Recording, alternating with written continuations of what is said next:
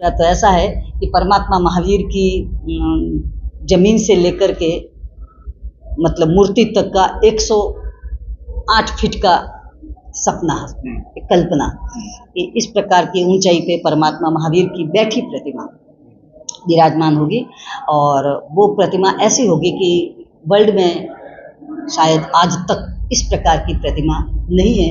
भविष्य में तो कुछ भी हो सकता है, पर वर्तमान तक में ऐसी प्रतिमा नहीं है। और ऐसा लगता है कि लगभग 2-2.5 साल में ये संपन्न हो जाएगी। यह एक आवश्यकता थी कि जैन दर्शन को लोग ज़्यादा से ज़्यादा समझ सके और जैन धर्म के प्रति लोगों का आकर्षण बढ़े, इसलिए एक ऐसी चीज़ बनाई जाए कि ताकि हर व्यक्ति जैन धर्म को, जैन सिद्धांतों को और परमात्मा महावीर के दर्शन को अच्छी तरह से जानने का प्रयत्न करे। इसलिए ये बनाया जा रहा है। प्रतिमा का निर्माण धातु से हो रहा है, क्योंकि ऐसा पता चला है कि पत्थर के जॉइंट खुलने की संभावनाएं क्रमशः कभी भी खुल सकते हैं, इसलिए फिर उनको मेंटेन करना बहुत मुश्किल हो जाएगा। इसलिए पत्थर में किसी भी प्रकार का ऐसा कोई उपद्रव होने की संभावना नहीं है, इसलिए पंचधातु में उस प्रतिमा का निर्माण किया जाए।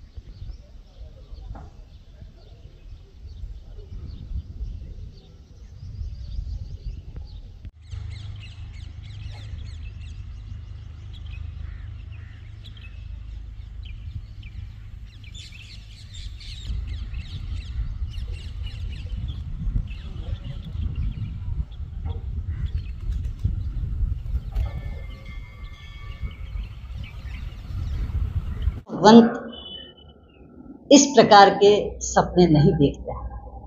गुरु भगवंत तो सिर्फ आत्मा की सिद्धि और आत्मा की शुद्धि के सपने देखते हैं। यह एक आवश्यकता थी कि जैन दर्शन को लोग ज़्यादा से ज़्यादा समझ सके और जैन धर्म के प्रति लोगों का आकर्षण बढ़े, इसलिए एक ऐसी चीज़ बनाई जाए कि ताकि हर व्यक्ति जैन धर्म को, जैन सिद्धांतों को और परमात्मा महावीर के दर्शन को अच्छी तरह से जानने का प्रयत्न करे। इसलिए ये बनाया जा रहा है। अन्यथा साधु का सपना तो मात्र आत्मसिद्धि और आत्मशुद्धि का होता है। पूरा क्या है? पूरा क्या बनेगा? कितना बनेगा? पूरा तो ऐसा है कि परमात्मा महावीर की जमीन से लेकर के मतलब मूर्ति तक का 108 फीट का सपना है, एक कल्पना कि इस प्रकार की ऊंचाई पे परमात्मा महावीर की बैठी प्रतिमा विराजमान होगी। और वो प्रतिमा ऐसी होगी कि वर्ल्ड में शायद आज तक इस प्रकार की प्रतिमा नहीं है। भविष्य में तो कुछ भी हो सकता है, पर वर्तमान तक में ऐसी प्रतिमा नहीं है। और ऐसा लगता है कि लगभग 2-2.5 साल में ये संपन्न हो जाएगी। हाँ, धातु से, प्रतिमा का निर्माण धातु से हो रहा है, क्योंकि ऐसा पता चला है कि पत्थर के जॉइंट खुलने की संभावनाएं क्रमशः कभी भी खुल सकते हैं, इसलिए फिर उनको मेंटेन करना बहुत मुश्किल हो जाएगा। इसलिए पत्थर में किसी भी प्रकार का ऐसा कोई उपद्रव होने की संभावना नहीं है, इसलिए पंचधातु में उस प्रतिमा का निर्माण किया जाए। तो 20 जो है वो 4 मंजिला है, उस 4 मंजिलों में क्या है? 4 मंजिल नहीं है, 3 मंजिल का है। ऐसा है कि नीचे सबसे पहले नीचे ग्राउंड फ्लोर में म्यूजियम रहेगा, परमात्मा के जीवन से संबंधित घटनाओं का वर्णन होगा, गुरु भगवंतों के जीवन से संबंधित हो सकता है, इतिहास से संबंधित जैन दर्शन का जो इतिहास है उस इतिहास से संबंधित घटनाओं का जीवंत प्रदर्शन हो सकता है। ठेठ ऊपर में परमात्मा की प्रतिमा स्थापित है।